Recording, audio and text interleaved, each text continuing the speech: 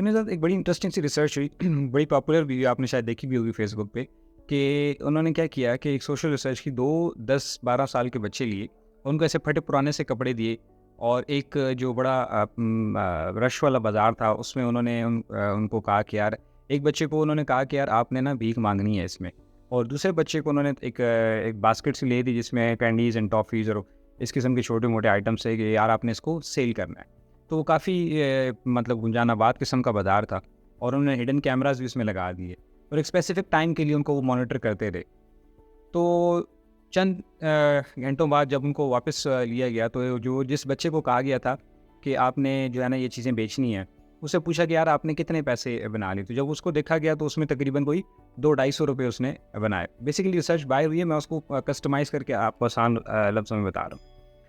और जो जिसको कहा गया था भीख माँगने के लिए, तो उसने कोई 12-1500 रुपये समझ लें कि कमा लिए, यानी 2, 3, 4, 5 टाइम्स उसकी अर्निंग ज़्यादा होगी।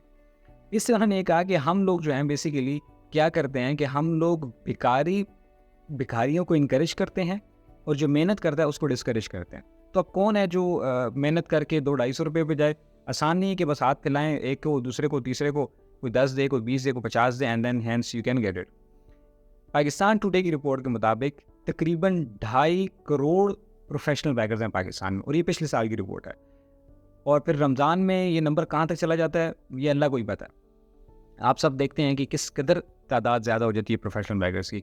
उलमा बोल-बोल के टीवी पे, सोशल मीडिया पे, मिंबरों पे वो कह-कह के थक गए कि यार आप लोग इनको डिस्करेज करें, प्रोफेशनल बैगर्स को मत दिया करें।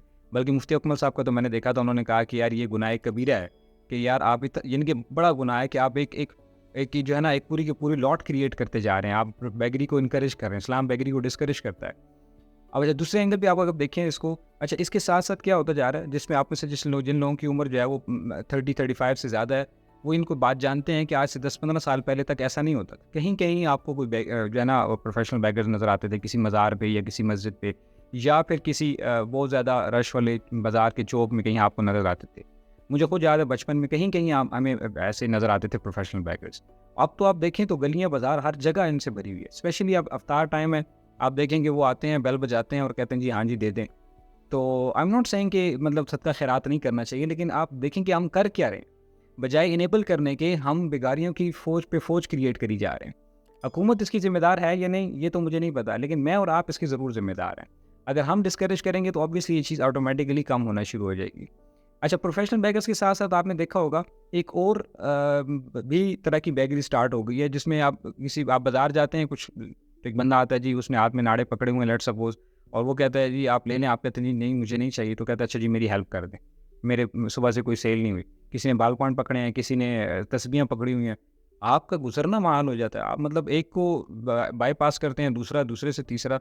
अब तो यंग लड़के लड़कियां हैं, वो आपसे थोड़ी बहुत अंग्रेजी में भी बात करते हैं, वो एक्सक्यूज़ मी आप ये ले लें, आप कहते हैं जी नहीं बेटा जुराबें नहीं चाहिए। वो कहता है अंकल, सर, मैडम मुझे जो है ना वो फ़ीस देनी है स्कूल की, यूनिवर्सिटी की। आई एम नॉट सेइंग कि वो झूठ बोल रहे हैं, लेकिन हू नोज़ कि क्या चल रहा है। मतलब ये बात प्रोफ़ेशनल बैंकिंग से निकल के अब आम लोगों तक आ गई। इसी तरह एक और आपने चीज़ एक्सपीरियंस की होगी कि आप दुकान से निकलते हैं कोई चीज़ लेके और बाहर आप आते हैं तो एक बंदा खड़ा होगा, वेल ड्रेस्ड होगा, पैंट शर्ट या कमीज शलवार में, साफ़-सुथरे कपड़ों में, मोटरसाइकिल भी साथ होगा। वो कहेगा जी वो भाईजान एक्सक्यूज़ मी, आप कहेंगे जी, वो कहता है जी ₹500 दे दें, पेट्रोल ख़त्म हो गया। ठीक है? या उसके साथ एक खातून होगी, बच्चा होगा, आप निकलते हैं दुकान से, कहता है जी बच्चे का दूध खत्म हो गया तो मुझे आप, यानी I am not saying again, ये मैं किसी की फीलिंग को हर्ट नहीं कर रहा, लेकिन मैं ये कह रहा हूँ कि यार ये मतलब सारे ही तो सच नहीं ना बोल रहे। ठीक है, अगर सारे झूठ नहीं बोल रहे तो सारे सच भी नहीं बोल रहे, दैट्स फॉर श्योर। लेकिन ठीक है, महंगाई है, हालात बहुत ख़राब हैं। इस वक़्त पाकिस्तान में जो 50-60 हज़ार रुपए कमा रहा है और वो मैरिड है, उसके 2 बच्चे हैं, वो स्कूल गोइंग है, उसको गुज़ारा नहीं है। अल्लाह ही है उसका निज़ाम चलाने वाला। भाई गुज़ारा तो फिर किसी का भी नहीं हो रहा, ठीक है ना? तो हर बंदा ही ट्रबल में है। लेकिन कहने का मकसद ये, उलमा हमें इसलिए बताते हैं कि यार आप उन लोगों की हेल्प करें जिनको आप जानते हैं। आप अपने हर बंदा, हर साहिब नसीब अपने इलाके में, अपने मोहल्ले में, अपने अज़ीज़-ओ-अक़ारब को अगर हेल्प करना शुरू कर देगा, उसको पता है कि ये डिज़र्विंग है, तो देखिए चीज़ ऑटोमेटिकली उन तक हक पहुँचेगा और जो नाहकदार हैं, उन तक चीज़ें कम पहुँचेंगी। तो ये बजाय इनेबल करने के हम उनको इस चीज़ पे लगा रहे हैं। तो कौन मज़दूरी पे जाएगा? ये तो आसान काम है, बस करें। और मैं खुद पर्सनली मैं ऐसे लोगों को जानता हूँ, जिनके ठीक है इनकम कम है, लेकिन they are now get used to it. वो बस मानते हैं कि जी ये हालात ख़राब है, हालात ख़राब हैं। और भाई हालात ख़राब हैं तो आप क्यों नहीं उसको मेहनत करके चीज़ों को ठीक करने की कोशिश करें। अगेन मैं किसी की फीलिंग को हर्ट नहीं करना चाह रहा, मैं ये कह रहा हूँ कि सिर्फ़ ये काम जो है ना इसको डिस्करेज किया जाए। और नहीं, आखिर में आप नबी पाक सल्लल्लाहु अलैहि वसल्लम की आपको एग्ज़ाम्पल दूँगा। नबी पाक सल्लल्लाहु अलैहि वसल्लम के पास वो बड़ा मशहूर वाक़या आप सबको पता है कि नबी पाक सल्लल्लाहु अलैहि वसल्लम के पास एक शख्स आया, आपने उसने कहा जी या रसूल अल्लाह, बहुत गरीब हूँ मैं, बड़े हालात ख़राब हैं। मैं मुख्तसरन करके अर्ज़ करता हूँ। तो आपने फरमाया कि क्या है तुम्हारे पास? उसने कहा जी एक प्याला है और कुछ चीज़ें हैं। तो आपने फरमाया ले आओ। सहाबा से कहा खरीद लो, वो खरीद लिया। वो पैसों से उसको कहा कि यार एक रस्सी ले आओ और कुल्हाड़ा ले आओ।